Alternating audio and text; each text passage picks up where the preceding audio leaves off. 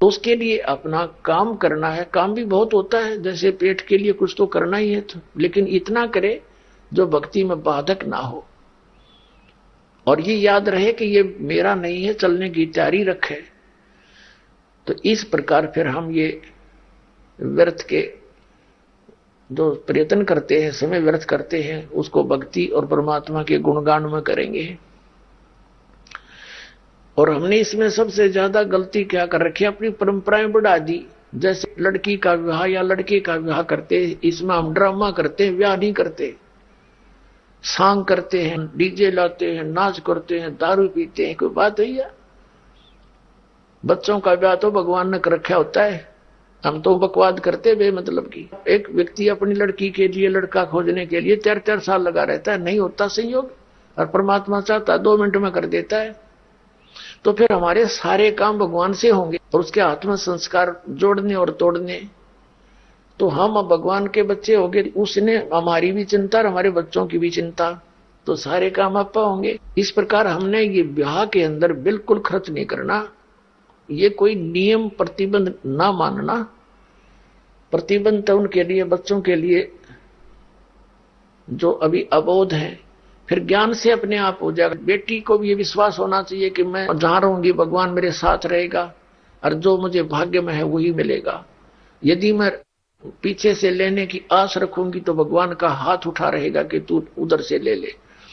तो अब एक पिता अपनी पुत्री को कितना दे सकता है? क्या आजीवन का खर्चा दे सकता है? वो सपने में नहीं दे सकता, पुत्र का नहीं दे सकता, बेटी तो बहुत दूर की बात है।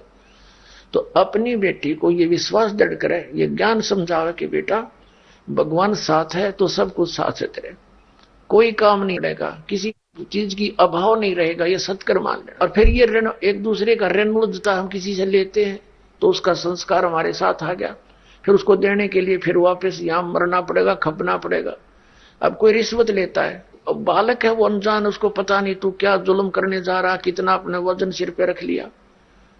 आज की रिश्वत लेता है, 10,000 20,000 ले ली और खा पी फुर कर दिया, और वो पाप न्यू का न्यू रह गया, उसका देन कर्जा न्यू का न्यू। अगले जन्म में मंडी में बैल बनेगा और उसमें रेड़ी में जोड़ा जाएगा, और इतना ऊंचा लाद का उसके ऊपर बोरे, और वो जिसके 20,000 ले रहा था वो 1 लाख बन जाएंगे इतने, और उसके ऊपर खुद बैठेगा और नीचा लगा तो बैल के लठ मारेगा। वो अधिकारी वहां बैल बनकर पूरे कर रहा होगा। ये सत्कर मान लेना, ये विधान है भगवान का। जिस दिन हम इतने सियाने हो जाएंगे, ये विश्वास हो जाएगा कि सचमुच ऐसा है, तो फिर हम इस विष को नहीं खाएंगे।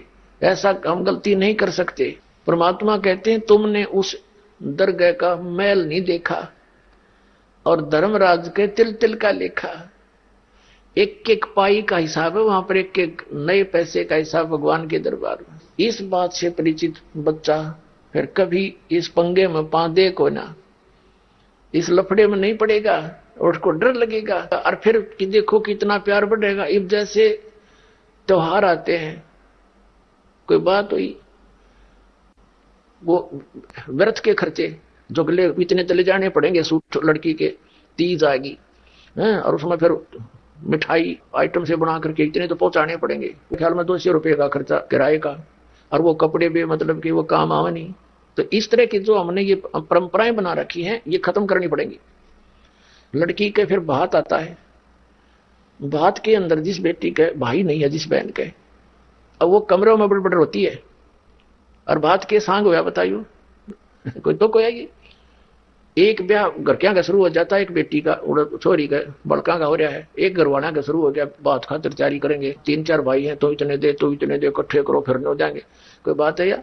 तो इस तरह की जो परंपराएं हैं, ये हमारी भक्ति बाधक है, और जिन ने ये नाम लेना है, भक्ति करनी है, उनके लिए ये कंपलसरी है। बाकी समाज कुछ करो, उसके लिए हमने कोई लेना देना नहीं। फिर जैसे ये त्योहार आते हैं रक्षाबंधन का, अब देख हम कहां पहुंच गए। रक्षा कौन करेगा? भगवान करेगा रक्षा। तो रक्षाबंधन हमने भगवान का करना चाहिए ताकि हमारी रक्षा करे।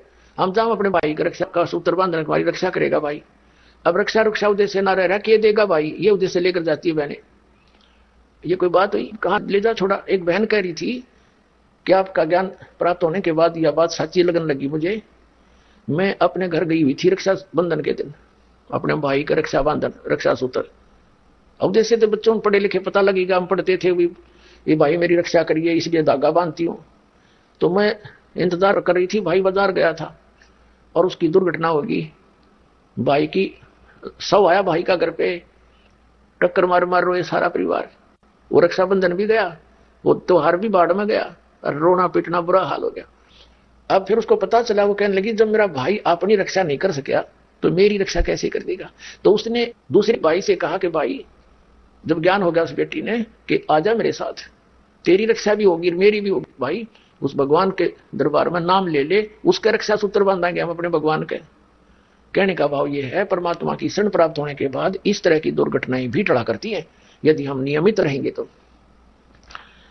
इसी प्रकार जैसे ये त्योहार मनाते हैं दिवाली का, दीपावली, ये किस लिए मनाते हैं कि भगवान श्री राम सीता जी को लेकर घर लौटे थे।